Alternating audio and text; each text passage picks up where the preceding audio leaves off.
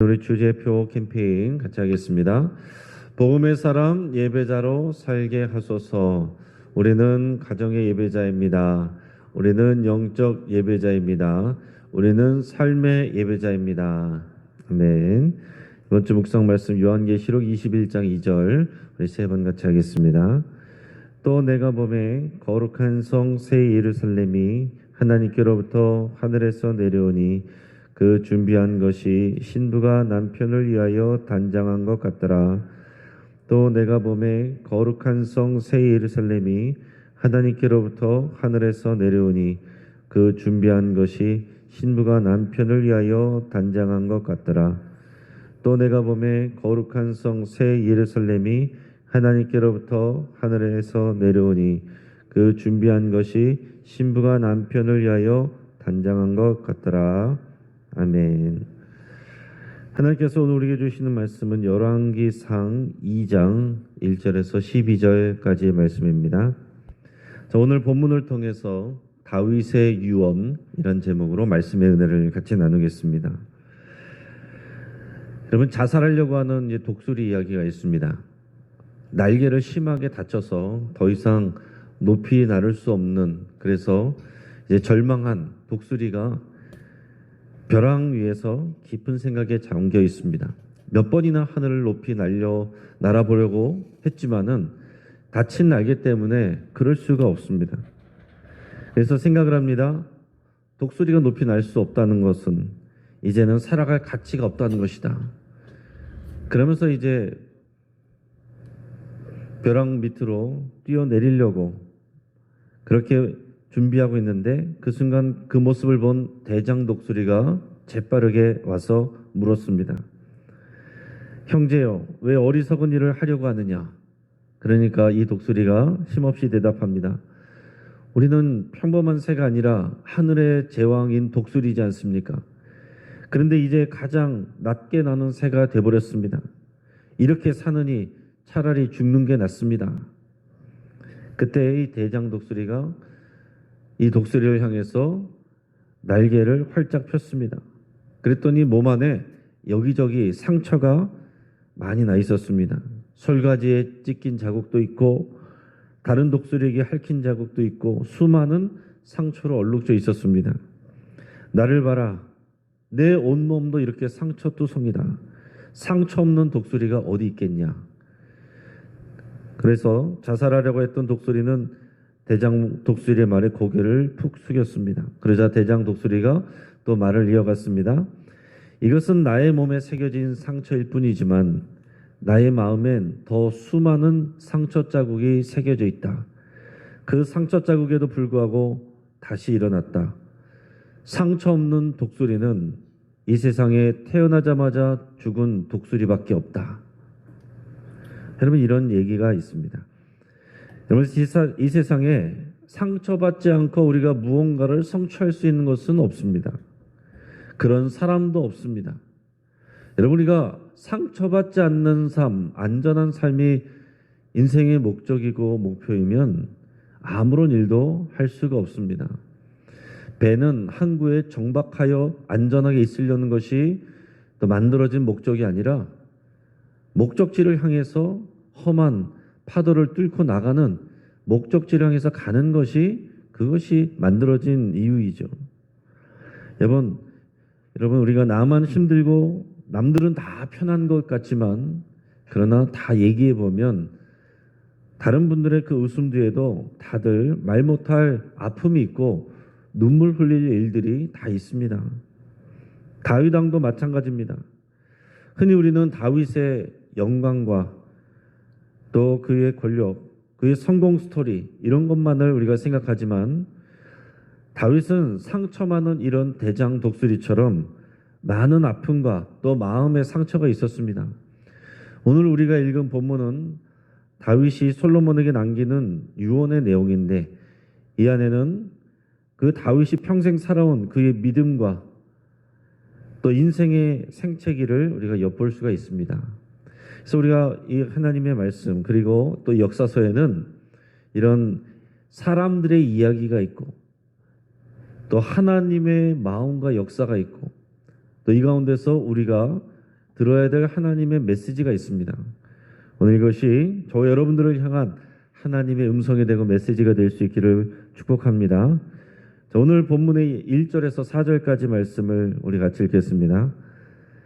다윗이 죽을 날이 임박하매 그의 아들 솔로몬에게 명령하여 이르되 내가 이제 세상 모든 사람이 가는 길로 가게 되었노니 너는 힘써 대장부가 되고 네 하나님 여호와의 명령을 지켜 그 길로 행하여 그 법률과 계명과 율례와 증거를 모세 율법에 기록된 대로 지키라.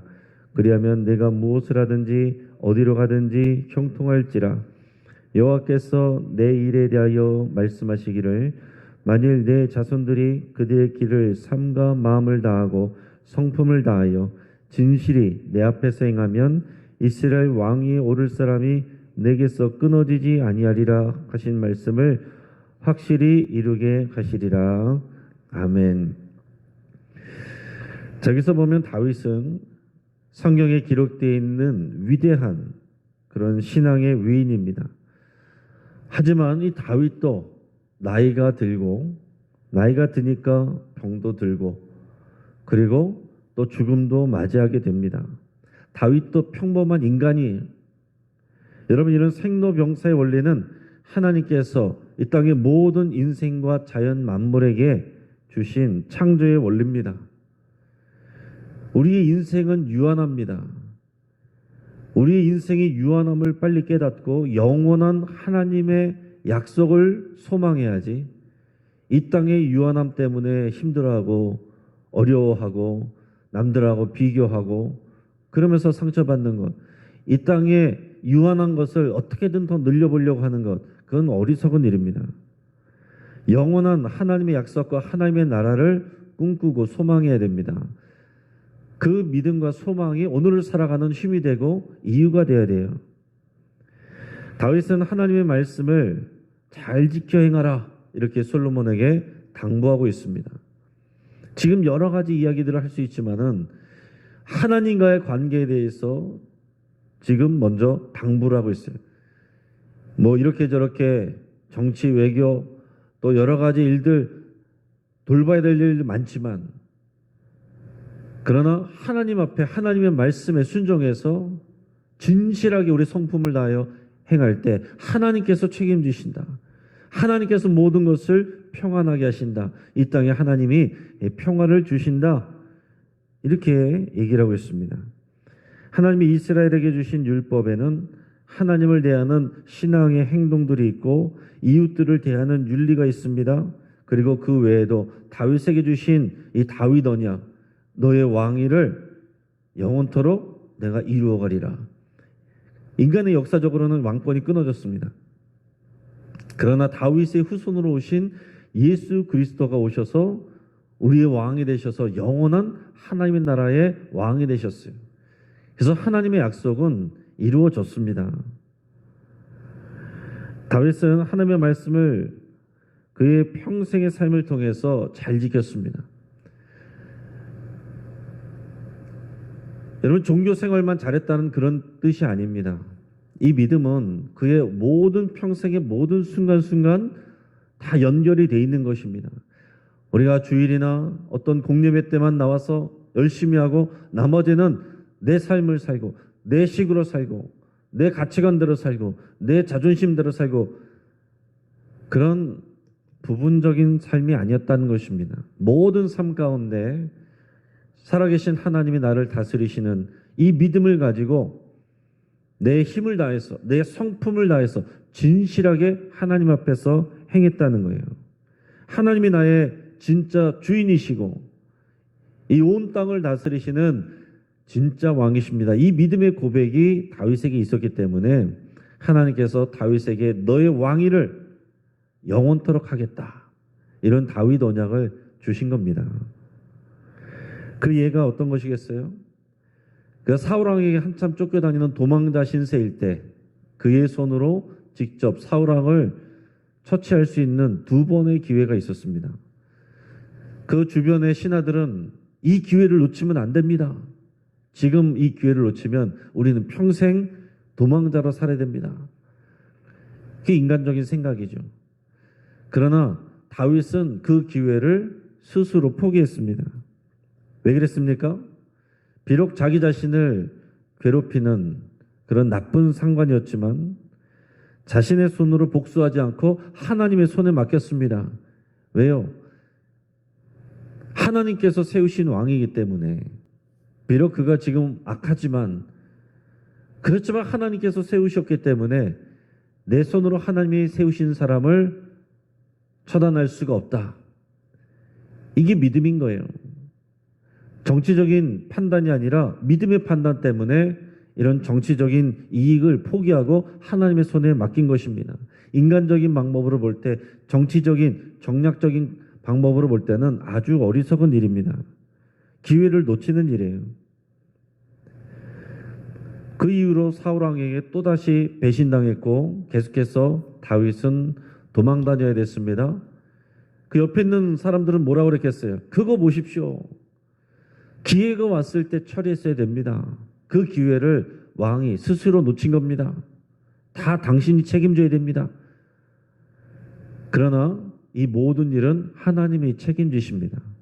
결국 하나님께서 하나님의 손으로 모든 것을 심판하시고 다윗을 왕이 되게 하셨어요. 하나님의 약속대로 다윗을 왕이 되게 하셨습니다. 다윗이 만약에 자기의 손으로 해결하려고 하고 정치적으로 정략적으로 그렇게 머리를 썼다면 하나님께서 손을 놓으셨을 거예요. 여러분, 우리가 힘을 쓰고 우리가 노력하고 우리의 꾀를 내면 우리의 수준만큼 되는 게 최고입니다. 그것만큼 안 될 가능성이 큽니다.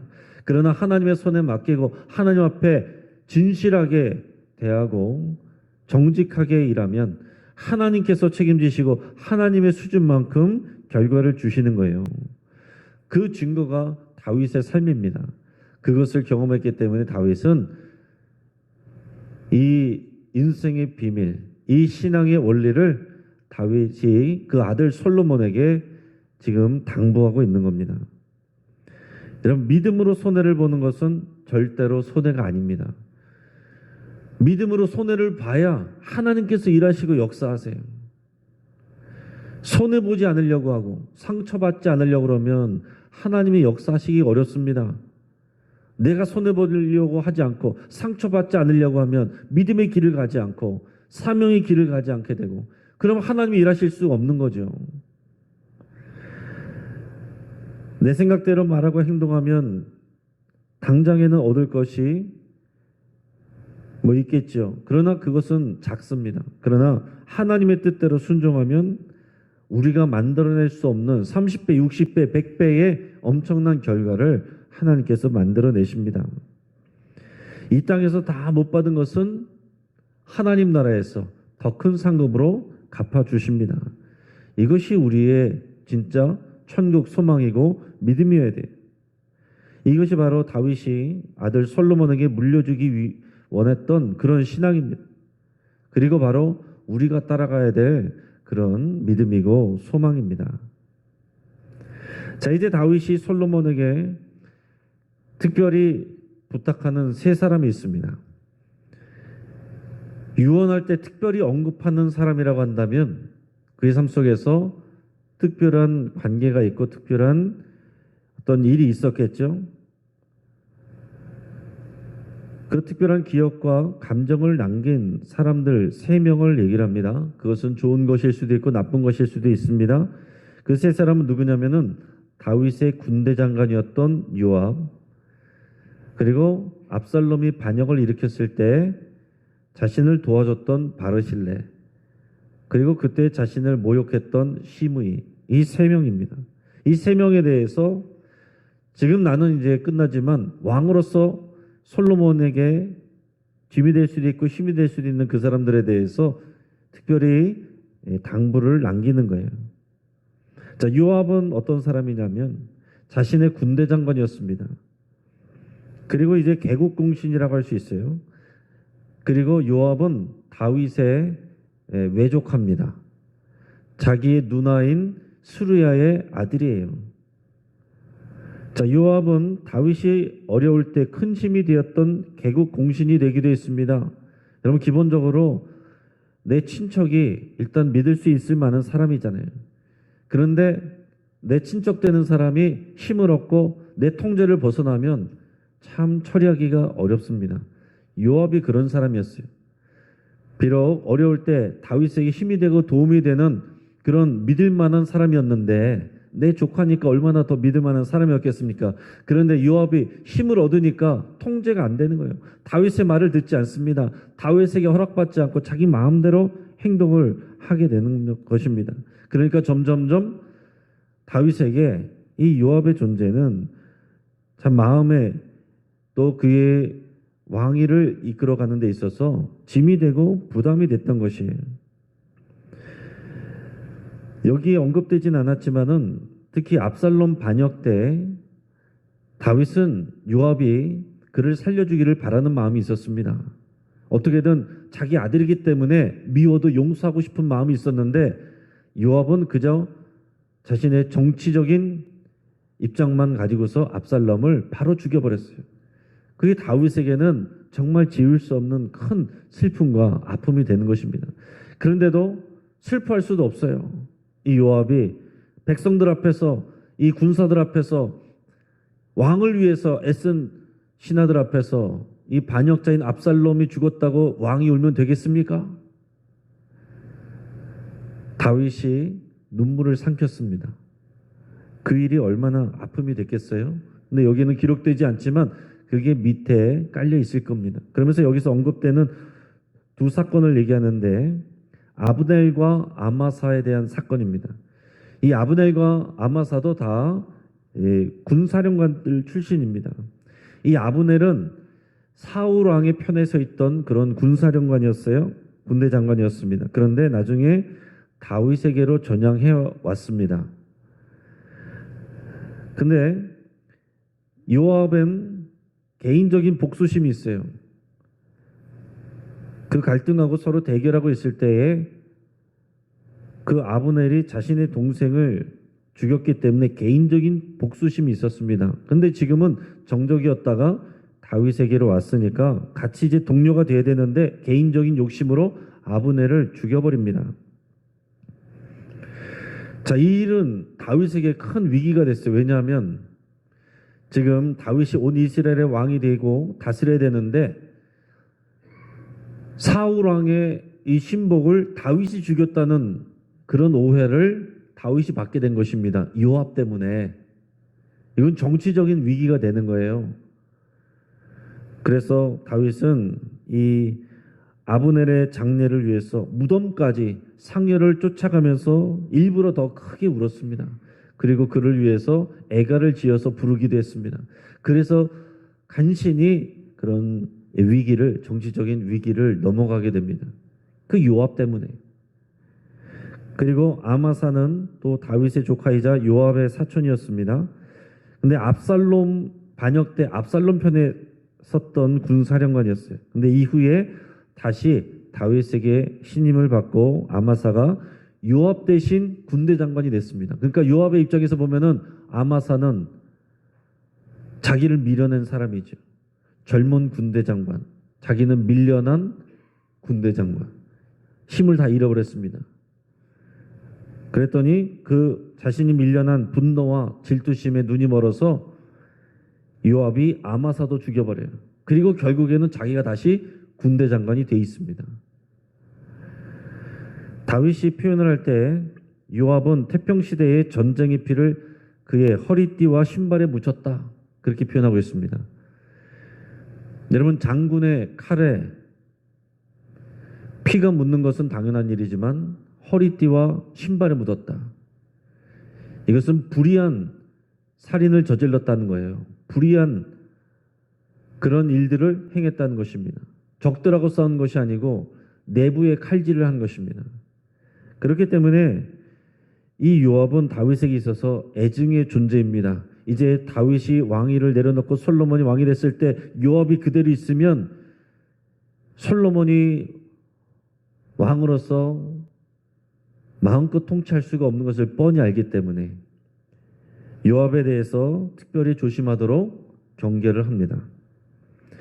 그리고 이 바르실레와 시므에 대해서 얘기하는데 이 두 사람은 압살롬 반역 때에 행했던 일들이 극명하게 차이나는 사람들입니다. 앞에서 말했던 것처럼 시므이라는 사람은 다윗이 압살롬 때문에 도망갈 수밖에 없을 때 쫓아오면서 오욕하고 그리고 조롱하고 저주하기까지 하고 막 돌을 던지고 이런 패역한 일들을 했던 사람이에요. 근데 나중에 그 난을 진입하고 다윗이 예루살렘으로 돌아오니까 그때는 살려달라고 해서 바짝 엎드렸던 사람이에요. 그래서 다윗이 용서를 해줬거든요. 근데 바르실레는 어떤 사람이었냐면 도망갈 때도 다윗을 보호하고 도와줬던 사람입니다. 그러면서 다시 돌아올 때 바르실레 보고 우리 궁으로 다시 같이 갑시다 그랬는데 이것을 사양했어요. 그렇게 겸손한 사람이었습니다. 그래서 그의 아들을 김함이라고 하는 아들을 데리고 왔습니다. 물론 그 이름이 김씨는 아니에요. 이름이 김함이에요. 그래서 아들을 데리고 와서 바르실레에게 행할 그런 선정을 그 아들에게 대해주는데 솔로몬에게 특별히 부탁하면서 이 시므이를 그냥 편하게 죽도록 내버려 두지 말고 반드시 그에 대한 그가 행한 일에 대한 결과를 받도록 하라. 그리고 시므이의 아들들에게는 은혜를 베풀라. 이렇게 당부를 합니다. 그리고서 이제 다윗의 지금까지 모든 인생이 단 세 절로 간단하게 요약이 됩니다. 우리 10절에서 12절까지 말씀을 같이 읽겠습니다. 다윗이 그의 조상들과 함께 누워 다윗성에 장사되니 다윗이 이스라엘 왕이 된 지 40년이라 헤브론에서 7년 동안 다스렸고 예루살렘에서 33년 동안 다스렸더라. 솔로몬이 그의 아버지 다윗의 왕위 앉으니 그의 나라가 심히 견고하더라. 아멘. 자, 이것은 다윗의 인생을 한마디로 이렇게 표현한 것입니다. 40년 동안 왕으로 지냈다. 헤브론에서 처음에 유다 지파만의 왕으로 7년을 지냈어요. 처음부터 모든 나라의 왕이 된 게 아닙니다.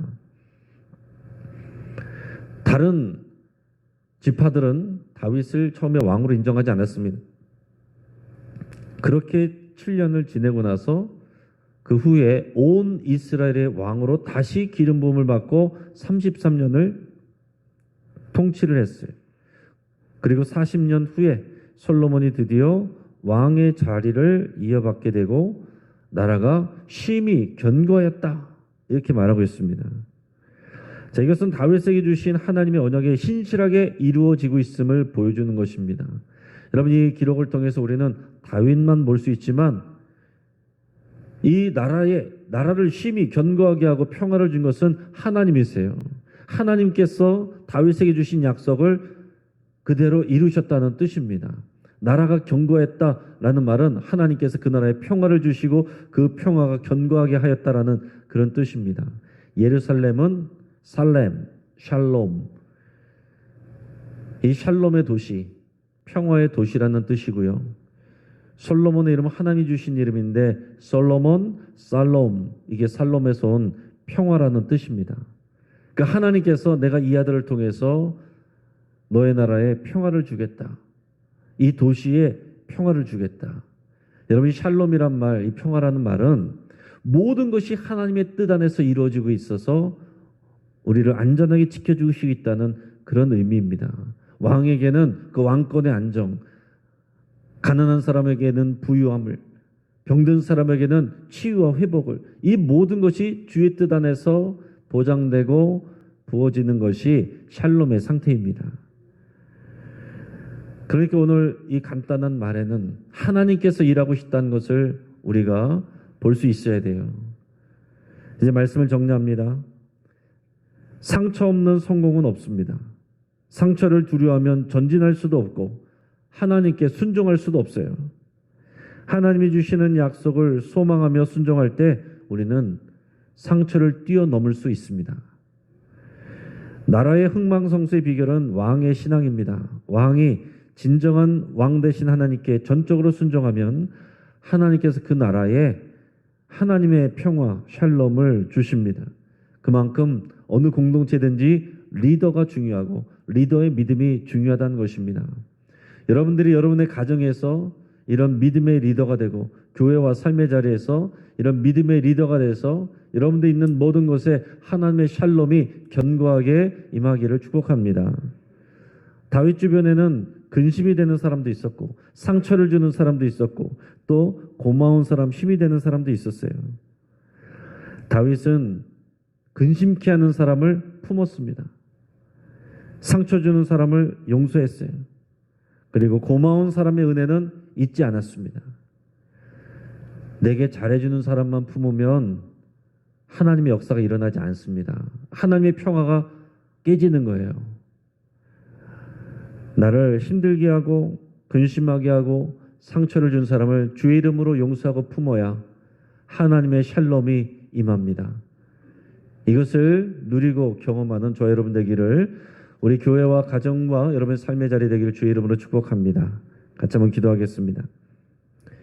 오늘 하나님의 말씀을 붙들고 함께 기도할 때 여러분 안에 있는 마음의 상처와 아픔이 다 있을 겁니다. 사람들에게 다 표현할 수 없는, 해결된 것처럼 우리가 표정을 짓고 있지만 그러나 여전히 나를 아프게 하는 나의 안에 마음과 상처를 하나님 앞에 토해내고 하나님의 위로를 구하며 기도할 수 있기를 바랍니다. 우리가 분리할 수 있는 상황, 손해볼 수 있는 상황에도 우리 하나님을 진실하게 신뢰하고 절대 순종하기로 여러분 결단하며 기도하시고, 또 우리가 남들에게 정말 고마운 사람으로 바르실레와 같이 정말 고마운 사람으로 기억되기를, 그렇게 살기를, 오늘 우리가 베푸는 감사를 실행하기를 여러분 결단하면서 기도할 수 있게 바랍니다. 또 우리 마음의 상처와 미움으로 흔들리는 성도들이, 우리 주변에 우리 마음의 상처와 미움 때문에 흔들리는 성도들이 하나님의 위로를 받고 치유되기를 위해서 믿음의 자리를 지킬 수 있기를 여러분 위해서 생각나신 대로 기도하시고, 또 우리 교회 안에 갈라진 관계들이 회복되기를 기도하기를 바랍니다. 개인 감정이 아니라 하나님의 약속과 뜻이 우리 성도들의 마음을 그리스도의 평강이 또 지키도록 위해서 함께 기도하겠습니다. 마지막으로 우리 교구장, 구역장님들, 우리 신실한 주의 종으로 섬길 수 있는 우리 다윗과 같이 또 믿음으로 진실하게 행하는 그런 귀한 리더들 될 수 있도록 우리 축복하며 기도해 주시기 바랍니다. 이 시간 주여 한번 부르짖고 합심해서 함께 기도하겠습니다. 주여